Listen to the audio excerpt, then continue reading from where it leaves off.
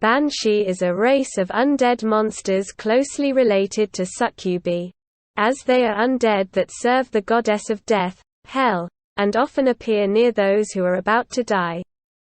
Many humans fear the Banshee as a omen of death. The truth, however, is that Banshees are extremely compassionate beings. And their melancholic yet beautiful wailing can revive the deceased as a fellow undead.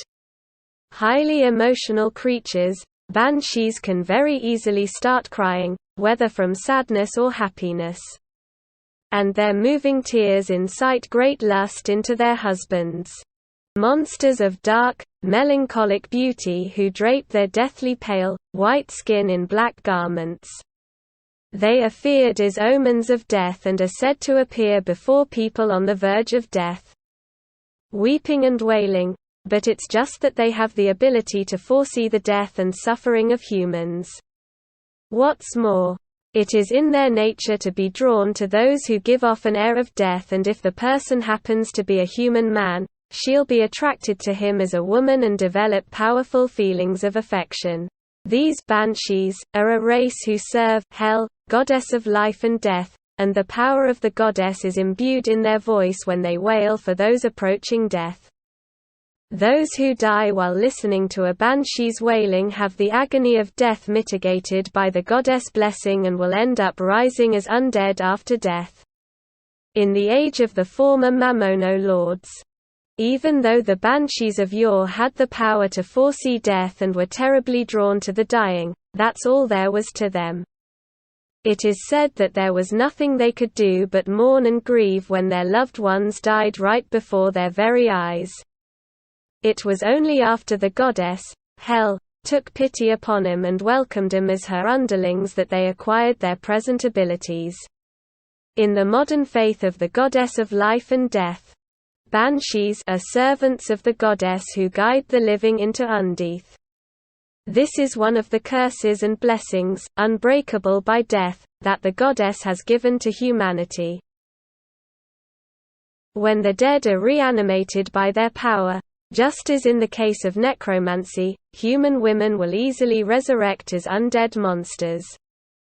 But resurrecting men requires the restoration and maintenance of the power to produce essence, so a semi-permanent supply of mana will be required, namely, a monster to copulate with the resurrected man as his partner and continue to provide mana. That's when the other power imbued in a Banshee's voice comes into play. Though melancholic, their beautiful wailing arouses carnal desire in men soon after resurrection when a man's capacity for thought is shaky, directing his unsettled consciousness at the Banshee. Just as a man rises as an undead, he'll end up sexually assaulting the Banshee wailing beside him. In other words, they offer their own bodies as a sacrifice to the men that they guide into undeath and eternally continue comforting their husbands' souls with love and pleasure. Furthermore, they are extremely easily moved to tears.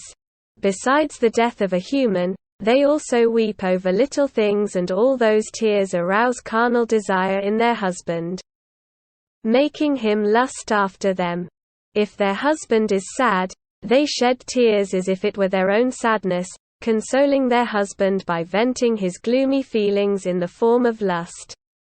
They soon shed tears, of course, when their beloved man rises as undead, but also whenever something makes them happy, such as when their husband whispers to them of love. Such tears also incite lust in their husband. And the joy of having sex with their husband also causes them to let out tearful cries of ecstasy, which turns him on even more.